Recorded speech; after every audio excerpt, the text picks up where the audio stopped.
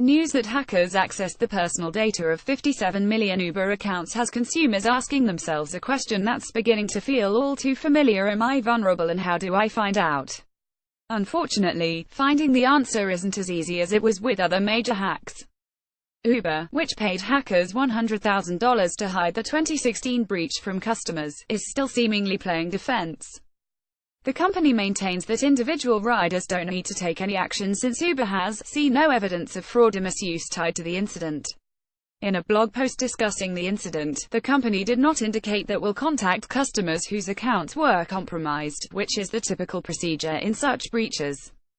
Instead, Uber says it is monitoring affected accounts and has flagged them for additional fraud protection. Fortune has reached out to Uber for comment and will update this post if the company responds. The thing is, it's not that simple. Even mundane data breaches can be significant, since the personal information included in most accounts can be used to engineer everything from identity theft to phishing operations. Uber then needs to force a password reset and warn affected users to be on the alert for fake notices from Uber requesting personal info from users, as hackers will do that, says Hemu Nigam, founder of internet security consultancy SSP Blue and former VP of Internet Enforcement at the Motion Picture Association of America. Users also need to be extra vigilant when getting steeply discounted deals during the holidays, as hackers tend to sell stolen info to criminal spammers in the dark net. There's also the reputational damage Uber now faces, which comes not long after co-founder Travis Kalanick resigned as the company's chief executive after facing multiple controversies from sexual harassment allegations to legal disputes with rival firms and regulators.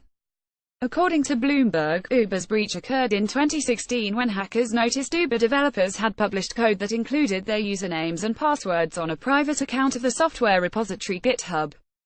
The hack and resulting cover-up resulted in the ouster of Chief Security Officer Joe Sullivan and another executive. What to do if you think you were affected? Since Uber is apparently unwilling to let individual customers know whether they were affected by the breach at this point, it's not a bad idea to assume you were. And, as a precaution, there are a few steps worth taking. First, and stop us if you've heard this before, it's time to change your passwords again. Don't reuse old ones or ones you use on other sites. Try something new. Once that's done, check your accounts for fraudulent activity. Most Americans don't keep close tabs on their checking and saving balance and don't examine every item on their credit card bill, and hackers count on that.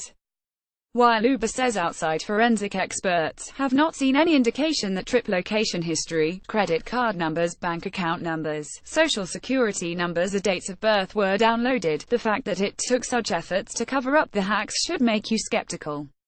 Next, set up credit monitoring to ensure no one is using your personal information. It's the lowest level of defense, but it's better than nothing. Finally, if you've been hacked recently or feel like your luck is running thin given all the recent incidents, consider a credit freeze, which prevents new credit from being issued without your direct permission.